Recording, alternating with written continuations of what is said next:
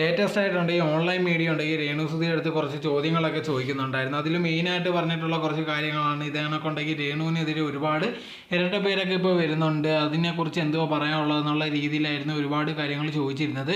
അതിൻ്റെ ഇടയിലാണ് ഇതേണക്കൊണ്ടെങ്കിൽ രേണുസുധിയുടെ കാര്യം പറയുന്നത്. അത് കേട്ടപ്പോഴത്തേക്കുണ്ടെങ്കിൽ ഒരുപാട് പേർക്ക് ഇവർക്ക് ഇങ്ങനെ എങ്ങനെ പറയാൻ തോന്നുന്നുള്ള രീതിയിൽ തോന്നുന്ന ഒരു കാര്യമാണ് പറഞ്ഞിരുന്നത്. അതിൻ്റെ ഇടയിൽ ഇതേണൊക്കെ പറയുന്നുണ്ട്, സുധി ചേട്ടൻ പോയതിന് ശേഷം ഉണ്ടെങ്കിൽ താൻ ഭയങ്കരമായിട്ട് കഷ്ടപ്പെട്ടിട്ടുണ്ടായിരുന്നു, താനെയാണ് ഇതേണൊക്കെ വന്നിരിക്കുന്നത്. അങ്ങനത്തെ ഉള്ള ആൾക്കാരെ പറ്റി ഒരുപാട് പേര് പലതും പറയും. അതോടെ തന്നെ ഈ ഓൺലൈൻ മീഡിയക്കാരുടെ അടുത്തുണ്ടെങ്കിൽ ഉടനെ രേണുസുധി ചോദിക്കുന്നുണ്ട്, ഇതേ കണക്ക് കൊല്ലം സുധി ഉണ്ടെങ്കിൽ മരിച്ചത് ഏത് വർഷവും ഞാൻ മറന്നുപോയെന്നുള്ള രീതിയിലാണ് ചോദിക്കുന്നത്. ഇത് കണ്ടപ്പോഴാണ് ആൾക്കാരുണ്ടെങ്കിൽ ഭയങ്കരമായിട്ട് സംസാരം തുടങ്ങിയത്. കണക്ക് ഇവർക്കുണ്ടെങ്കിൽ സ്വന്തം ഭർത്താവ് മരിച്ച വർഷം പോലും ഓർമ്മയില്ല.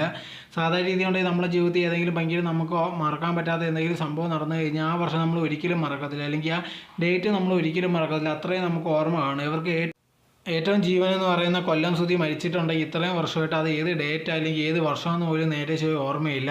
അപ്പോൾ ഇതിൽ നിന്ന് നമുക്ക് മനസ്സിലാക്കാൻ സാധിക്കുന്നത് ഇതെല്ലാം അഭിനയമാണെന്ന്, അതല്ലാതെ വേറെ ഒന്നുമില്ലെന്ന് ഇതിൽ തന്നെ നമുക്ക് മനസ്സിലാക്കാൻ സാധിക്കുന്ന ഒരു കാര്യമാണ്.